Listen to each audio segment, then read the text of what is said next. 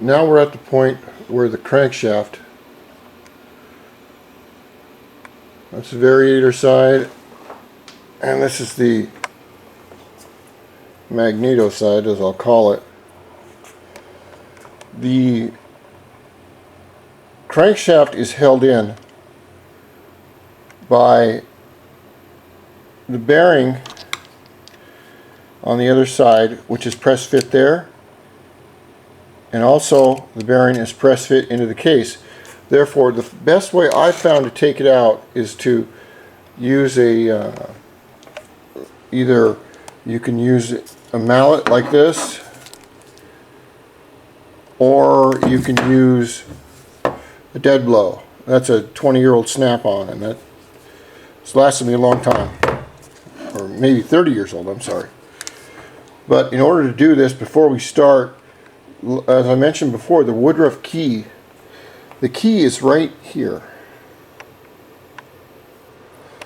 And in order to get it off, it's easy to get it off. The thing is, you don't want to lose it.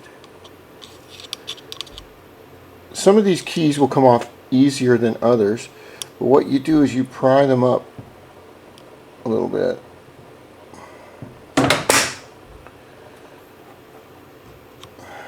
Let's see if we can do this. I'm going to show you what they look like here. Oh, there we go. There we go. You can see how small it is. Now you can only get these at Honda, I believe, and they're a couple, I don't know, $1.80.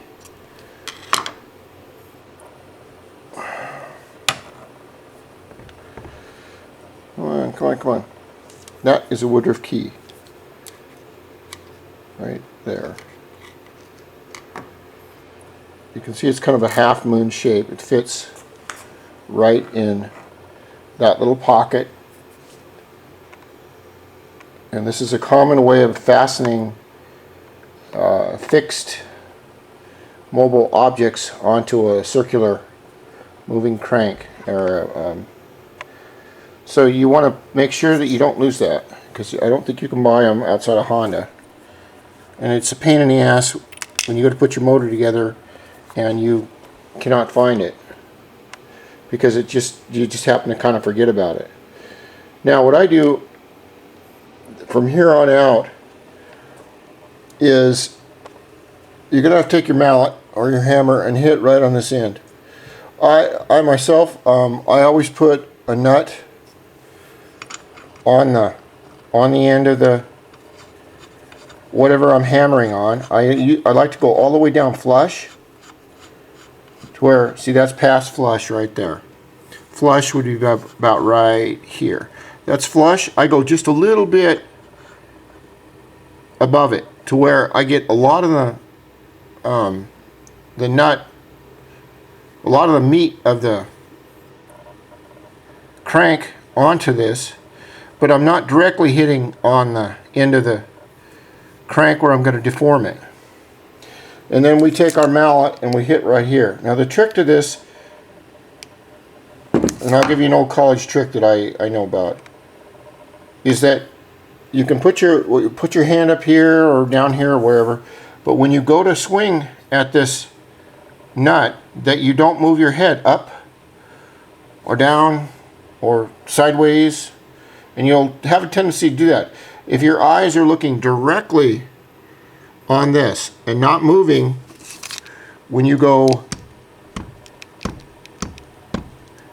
and if your eyes are not moving this way or up or down, then you'll hit it dead center every time. And a few whacks and it'll pop right out.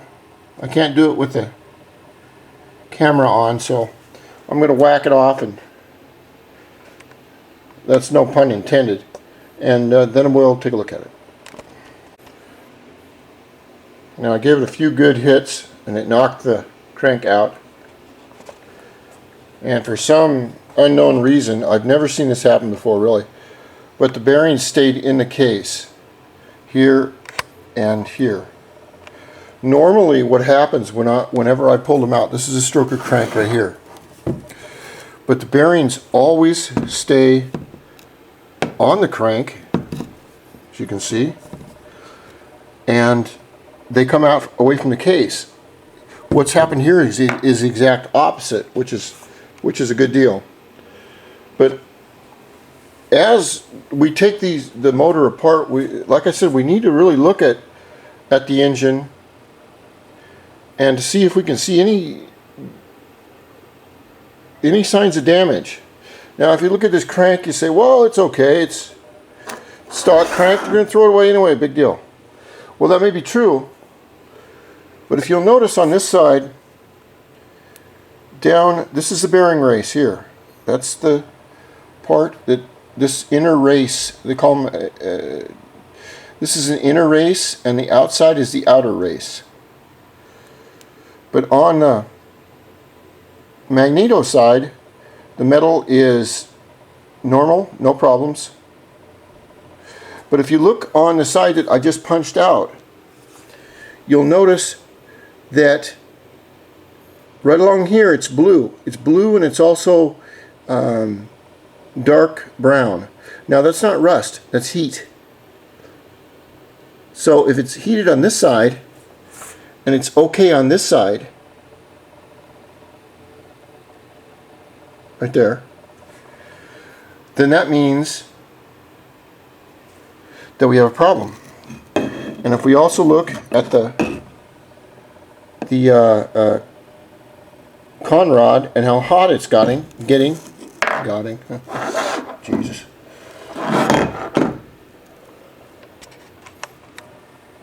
So what that tells me is that this bearing right here on this inner side is shot. And somehow this bearing has been hanging this up, and as the crank has been spinning so many hundreds or how many revolutions, that this is hanging up and causing friction for the crank. Another good thing to look for is right down in here, how much dirt and crap is in there, because a lot of guys will run their the bike, the little motors, their whole careers, and they won't change the filters. They'll just take the filter off, hell with it. Who needs filters, you know? Who needs filters? So now we've got the crank off.